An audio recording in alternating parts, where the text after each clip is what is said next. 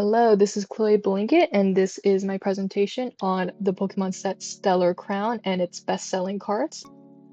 So how I choose my top 10. When choosing the top 10 best-selling cards, I pay most of my attention to sales volume, market price, and market price changes, trying to strike a balance between these three. In my eyes, the best-selling cards are those that are selling a lot at a relatively high price, considering the card's history and the type of card it is. So how I did this is I basically collected the top 15 most popular or best-selling cards on Price Charting and TCG Player and combined them to get, I think it was around 20 cards. From there, I took the 20 cards and ranked them all individually based on price point, price change, and sales volume. So price point, the average market price based off of Price Charting and TCG Player. Price change was based off of TCG Player's graph as well as the eBay recent sales. And sales volume was based off of the TCG Player graph as well as eBay recent sales, and price change was based off of the TCG Player graph. From there, I calculated the final ranking using a point system based on their placements in each individual category to get my top 10. So first place in price point would get the most points, and then last place in price point would get 1 point or 0 points depending on what I decided. Sometimes there are cards that don't sell at all, and so sales volume, I can't in good faith give them a point at all because they just don't sell. And then from there I combine the points with sales volume being weighted the most, price change being weighted second most, and then price point being weighted the least, and use that to get my top 10. So from here, each slide will contain an explanation of why I believe it is within the top 10, and I will also have a few honorary mentions at the end that I include because they catch my eye for one reason or another. And so yeah, let's get started. So this is our first place card. This is Cinderace EX 157. Rarity carries a lot in Pokemon, so I always mention it. This is an ultra rare card, which is a relatively high rarity tier that attracts collectors. This is also considered a full art card, even though it's not an illustration rare, because the art takes up the whole entire card. People tend to call this a full art card, which is sought after by collectors.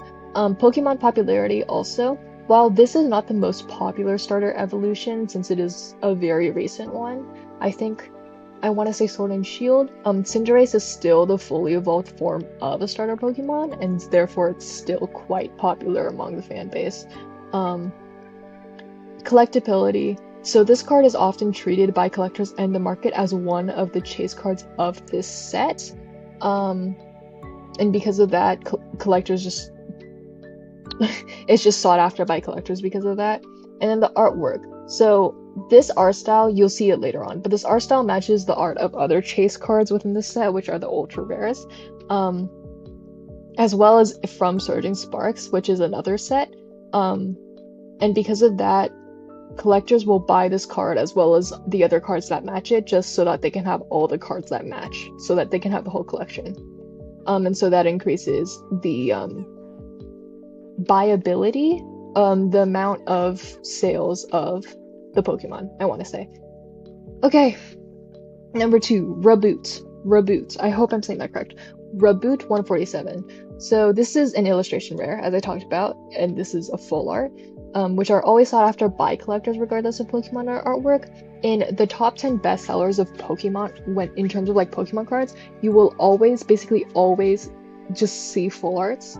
It is rare that you see any other card, but I'm pretty sure within this presentation we're probably going to have another card because of the nature of the set. Oh no, we're not for this set, but for the other two sets from this week, you'll kind of see how that differs. But for this set, we don't have to really worry about it. In terms of Pokemon popularity, while Raboot is not the most popular starter evolution, Raboot is part of the same evolution line as Cinderace, which we just talked about. And because it is still part of a starter evolution line, it holds popularity within the fandom. This art style is also just very appealing. It's detailed, it's kind of soft, it plays with the lighting very well, but it plays with art and movement very well, which makes it appealing to collectors and fans. Collectability also, unlike Cinderace that has matching cards in terms of art style, because Reboot is part of the evolution line of Scorbunny, collectors will buy this card to just go with the Cinderace card because they're both part of the evolution line. And yeah, that's Reboot 147. Number 3 is, oh, I'm gonna butcher this name. Zeraora. I apologize. I'm gonna say Zeraora. Zeraora 151. This is another full art illustration rare, which, like I said, always sought after by collectors regardless of Pokemon or artwork. Zeraora, specifically, is a mythical Pokemon, which was introduced in Pokemon Sun and Moon, or Generation 7 for those who go by the numbers, and so it carries lore relevance and is therefore popular among the fandom. In addition to that, it also recently earned a Mega Evolution form in Pokemon Legends ZA, which boosted its popularity. A lot of the Pokemon who got a new Mega Evolution form got a boost in popularity, and so it just became relevant again. And then, of course, the art style of the card. This art style is very dynamic, posing is very dynamic, the color palette is very vibrant, and so that makes the card appealing to collectors and fans. We talked about before, okay, this is Lapras EX158. We talked about before how Cinderace had other cards that had matching art style. This is one of them. This is another ultra rare card, which is, like I said, a relatively high rarity tier that attracts collectors. Lapras specifically is a generally well-liked Pokemon in the community due to the Pokemon's nature and personality, as well as its design.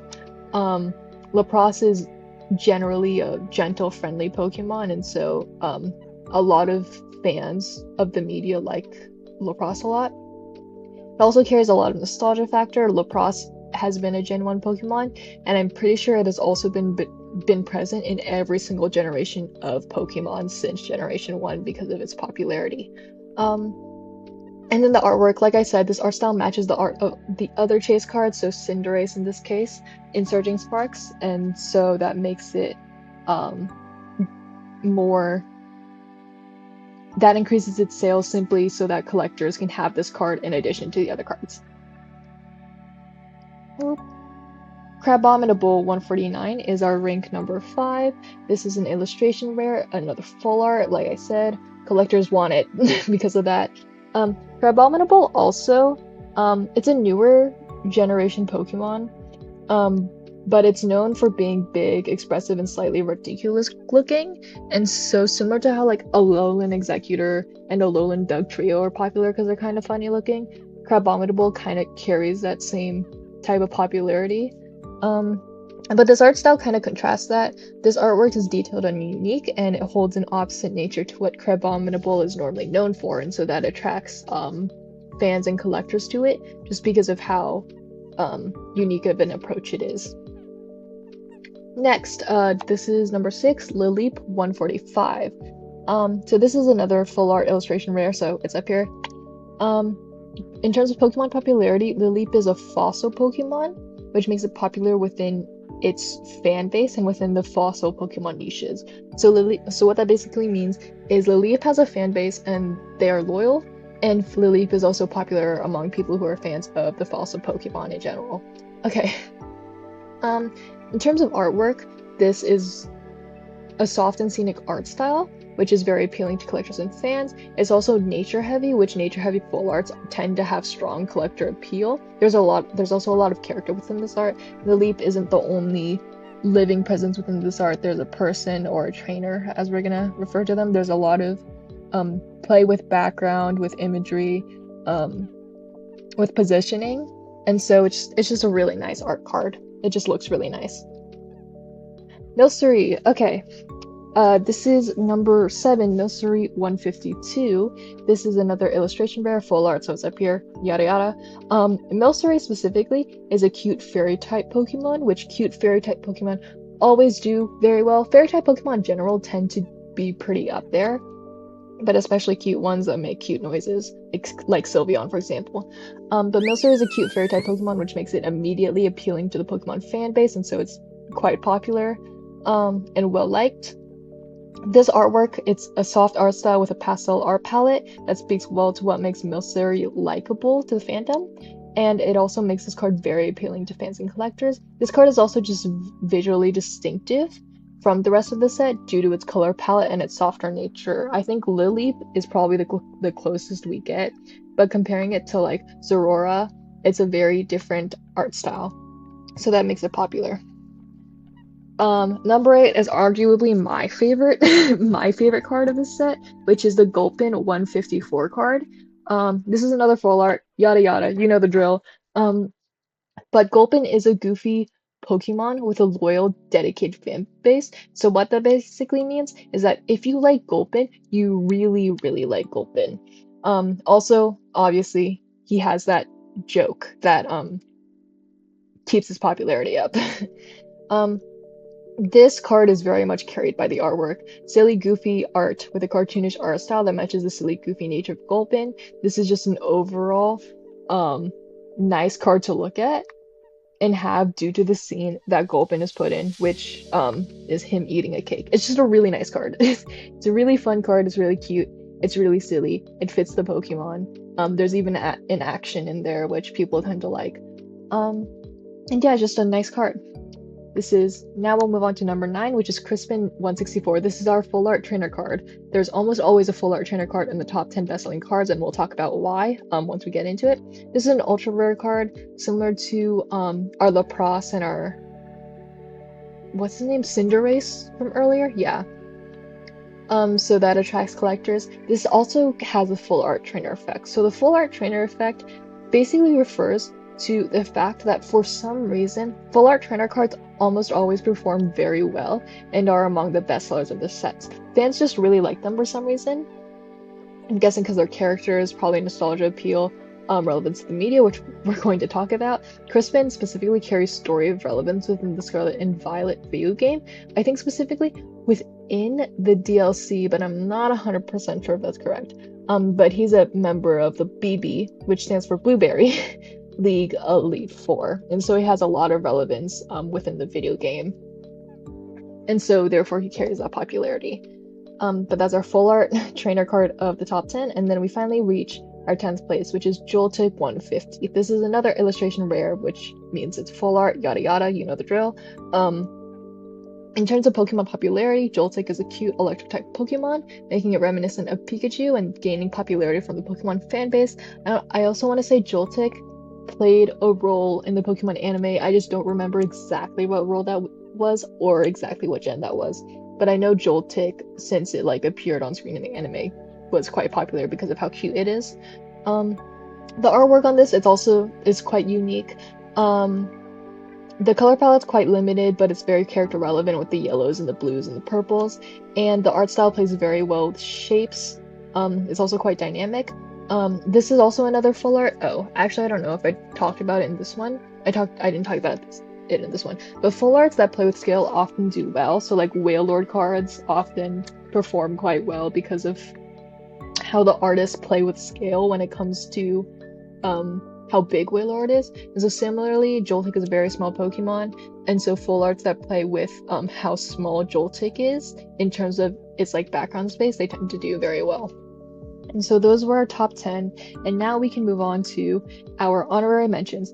So we have Squirtle 148 and Bulbasaur 143. These are both not only full arts, but they are often labeled as the chase cards of this set due to Squirtle and Bulbasaur being Gen 1 starters. So a lot of what carries what makes a Pokemon popular is A, nostalgia appeal. So Gen 1 Pokemon, Gen 1 and 2 Pokemon tend to be the most popular because they are the oldest.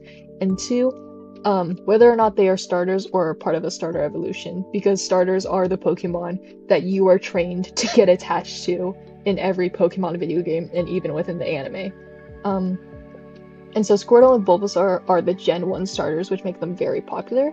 As chase cards, they are on the more expensive side, but as to why they're not up there, as chase cards, they're on the more expensive side, and therefore their sales volume and price change tend to suffer because of that, and that just led them to being out of the top bestsellers. In addition, while labeled chase card by collectors, these cards are just illustration rares, which, like I said before, illustration rares, the top 10 is always made up of illustration rares, but the chase cards are usually not illustration rares. They're special illustration rares, they are ultra rares, or they are hyper rares, usually. And so in terms of chase cards compared to other sets, this is just not that rare. And so people may think it isn't worth it to spend that money on a card that isn't very rare and that is obtainable compared to other chase cards. Um, and yeah, I think that is all I wanted to think that is it for my analysis of this set. Um, and yeah, that is it for my presentation on the best-selling cards of the Pokemon set Stellar Crown. Thank you.